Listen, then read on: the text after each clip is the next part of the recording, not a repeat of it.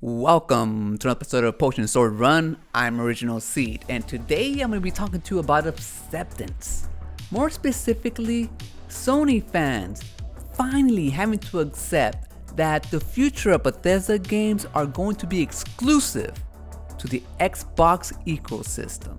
Now, I recently made a video about grief and the stages of grief that Sony fans have been going through when it comes to the Bethesda Xbox deal.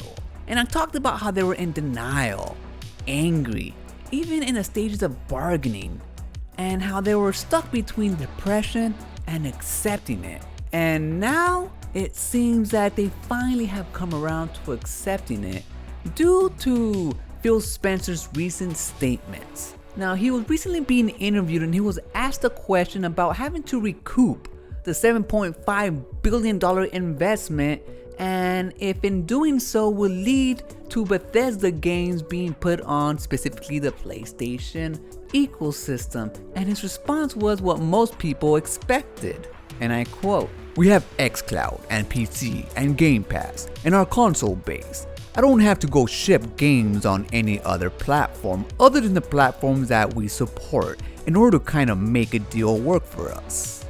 And there you have it, pretty much saying that they don't need to recoup that money, and even if they did, they can do it within the Xbox ecosystem. And to put it frankly, they want people to subscribe to Game Pass. They want people to jump in to the Xbox ecosystem through their phone, through xCloud, it doesn't matter. Even, I think, on other competing platforms like the Switch and PlayStation through Game Pass. But that's another story that a lot of people disagree with. But I'm thinking there might be a chance. But to have Bethesda games, Star Citizen, the next Fallout, the Elder Scrolls as game releases on the PlayStation doesn't seem like it's gonna be happening anytime soon, if anytime at all. After all, Xbox doesn't need to do so. However, that isn't a bad thing, because now that you know the truth and you're willing to accept it, you can finally move on to better things, more wonderful things. See, once you realize and accept that you can't change things out of your control, your life becomes way more easier. You're able to focus on the positives.